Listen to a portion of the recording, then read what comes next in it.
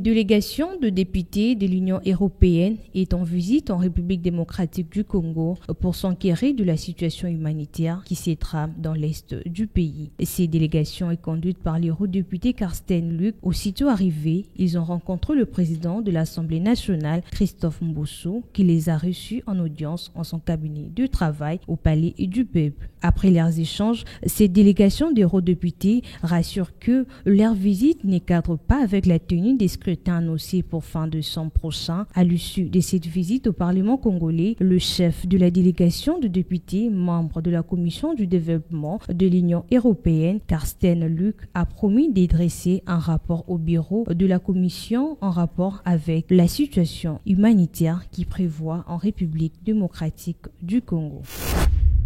La Commission électorale nationale indépendante annonce à partir du 2 août 2023 le début de l'opération de délivrance progressive de duplicata de cartes d'électeurs. Cette opération concerne les électeurs qui ont perdu leur carte que ces détenteurs des cartes d'électeurs dont les écrits s'effacent au fil du jour. La CENI communique que pour l'électeur ayant perdu sa carte, la procédure à suivre pour l'obtention d'un duplicata est la suivante. Il faut attester cette perte auprès d'un officier de police judiciaire qui lui délivre un procès-verbal de perte de la carte d'électeur. Il se présente ensuite à l'antenne de la CENI du ressort de son centre d'inscription muni du dit procès-verbal. En ce qui concerne les électeurs dont les écrits sur leur carte se sont effacés ou sont devenus illisibles, ils sont pris de se présenter aux antennes de la CENI du ressort de leur centre d'inscription pour se faire délivrer la carte d'électeur de remplacement. Cette démarche de la centrale électorale est conforme à l'article 27 de la loi numéro 4/028 du 24 décembre 2004 portant identification et enrôlement des électeurs en RDC qui stipule, après l'opération des révisions du fichier électoral, les duplicata de la carte d'électeur sont délivrés uniquement aux antennes de la CENI situées au chef-lieu de chaque territoire. La CENI recommande les services tant publics que privés qui détiendraient les cartes d'électeurs oubliées ou abandonnées par leurs propriétaires et toutes les personnes qui ramasseraient les cartes d'électeurs perdues sont pris de les déposer au siège de la CENI situé sur le boulevard du 30 juin,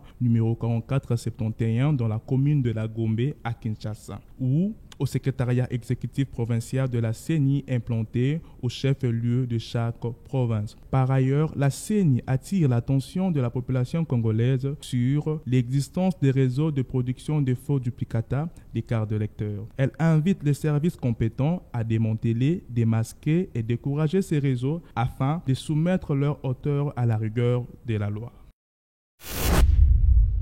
Le recteur est responsable des universités membres de l'Agence universitaire de la francophonie en Afrique centrale et du Grand Lac ont entamé ce mardi 25 juillet 2023 leur conférence régionale à Kinshasa. À la veille des Jeux de la francophonie, les participants venus des 10 pays de la sous-région, à savoir le Burundi, le Cameroun, le Congo-Brazza, le Gabon, la Guinée équatoriale, l'Ouganda, la République centrafricaine, la République démocratique du Congo, le Rwanda et le Tchad. Ils vont partager durant 2 jours leur expérience et identifier les possibilités de partenariat entre leurs établissements. Le recteur de l'université de Kinshasa et président de la conférence provinciale de chefs d'établissement, le professeur Jean-Marie Kayementumba, note des possibilités pour pallier aux défis majeurs liés à l'enseignement supérieur et universitaire, à savoir la gestion du nombre croissant des étudiants, la gestion du personnel administratif et les infrastructures de chaque établissement.